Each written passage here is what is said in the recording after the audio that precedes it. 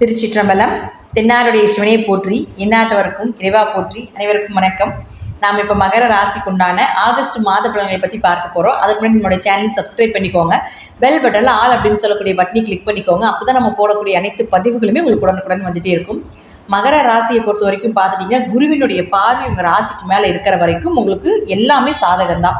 குரு பார்க்க கோடி நன்மை. என்ன பிரச்சனைகள் வந்தாலும் எதிர்கொள்ளக்கூடிய தன்மை, பெயர், புகழ், மதிப்பு. ஏன்னா 7.5 சனியில் இது எல்லாமே உங்களுக்கு ஃபால்ட்டு தான். ஒரு மதிப்பு இருந்திருக்காது, பண இழப்புகள், எல்லாமே தொட்டது எல்லாமே மைனஸாக இருந்திருக்கு ஜென்ம சனியில்.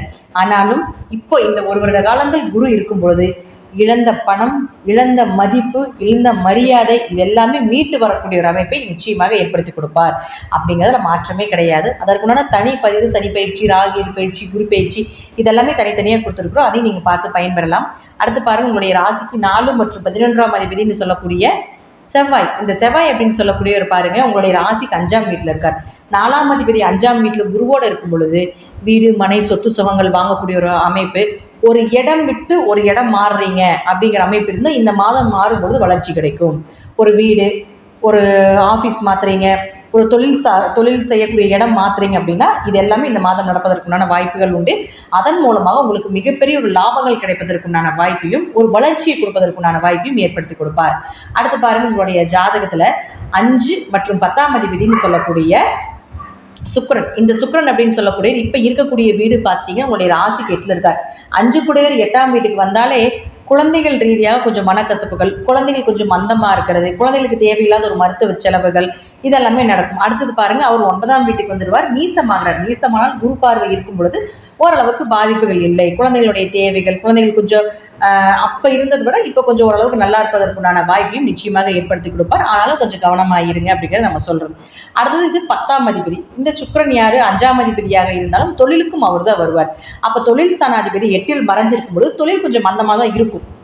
எப்போ 24ஆம் தேதி வரைக்கும் தொழில் கொஞ்சம் மந்தமாக இருக்கும். தொழிலில் பெரிய லாபங்கள் வராது, பெரிய அளவுக்கு வளர்ச்சிகள் இருக்காது. அவரே பார்த்தீங்கன்னா 24ஆம் தேதிக்கு மேலே உங்களுடைய ராசிக்கு 9ஆம் வீட்டுக்கு வரார். 9ஆம் வீடு அப்படிங்கிறது ஒரு பாக்கியஸ்தானம். ஆனால் நீசமாகி கேதுவோடு இருக்கிறதுனாலே பெரிய அளவுக்கு கொடுக்க மாட்டார். குரு பார்வை இருக்கிறதுனால கொஞ்சம் சரி பண்ணுறதுக்குண்டான வாய்ப்புகள் கொடுப்பார். இந்த சுக்கிரன் இந்த பக்கம் வந்ததுக்கு அப்புறம் தான், இந்த சுக்கிரன் இப்போ கண்ணில் இருக்கார். அந்த கண்ணில் இருக்கக்கூடிய சுக்கிரன் துலா வீட்டுக்கு வரக்கூடிய காலகட்டங்களில் தான் தொழில் வளர்ச்சி உண்டு. அது வரைக்கும் தொழிலில் கொஞ்சம் மந்தமும், தொழிலில் கொஞ்சம் லாபங்கள் குறைவாக இருக்கிறதுக்கு உண்டான வாய்ப்புகளும் உண்டு. அடுத்து பாருங்க, உங்களுடைய ராசிக்கு புதன். இந்த புதன் அப்படின்னு சொல்லக்கூடியவர் பாருங்க 6 மற்றும் 9ஆம் அதிபதி.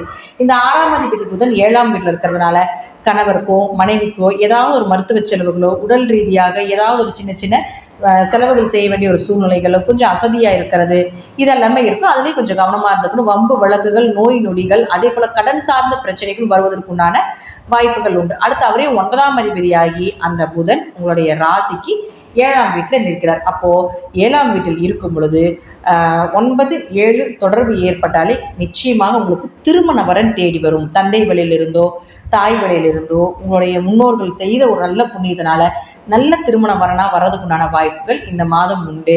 திருமண தடை எல்லாமே விலகுவதற்குண்டான வாய்ப்பையும் நிச்சயமாக இந்த புதன் ஏற்படுத்தி கொடுப்பார். அப்படிங்கிறது மாற்றமே கிடையாது.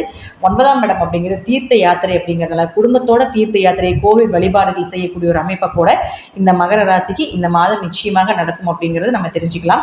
மற்றபடி தசாபுத்திப்படி நான் சொல்லக்கூடிய கருத்துக்கள் சிறிது மாறுபடலாம். இந்த மாதம் பார்த்துட்டிங்கன்னா திடீர் ஜாக்பாட் உண்டு. ஏன்னா சூரியன் அப்படின்னு சொல்லக்கூடியவர் 16ஆம் தேதிக்கு மேலே உங்களுக்கு இங்கே வரார். 8ஆம் அதிபதி 8ஆம் இடத்துல இருந்தால் கண்டம் விலகும், ஆயுள் பெருகும் அப்படின்னு நம்ம சொல்லுவோம். அதே போல் 8ஆம் இடங்கிறது மறைமுக பணம் அப்படின்னு சொல்கிறதுனால திடீர் மறைமுக பணம், ஷேர் மார்க்கெட்டில் போடுறது, இந்த மாதிரி ரேஸு, லாட்ரி இதில் எல்லாமே வரக்கூடிய பணம் எல்லாமே MLM, சீட்டு, பிட்காயின் இது போல் விஷயங்கள் எல்லாமே உங்களுக்கு சாதகமாக இருக்கும். அதன் மூலமாக ஒரு பண வரவு அப்படிங்கிறது, அதாவது உழைப்பில்லாத பணம் எல்லாமே 8ஆம் இடம் தான். அப்போ அது எல்லாமே கிடைப்பதற்குண்டான வாய்ப்பும் உண்டு அப்படிங்கிறதையும் நான் சொல்கிறேன். நன்றி. மீண்டும் ஒரு நல்ல பதிவில் சந்திக்கலாம். திருச்சிற்றம்பலம், தில்லையம்பலம், ஸ்ரீ நரசிம்மர் திருவடிகளே சரணம்.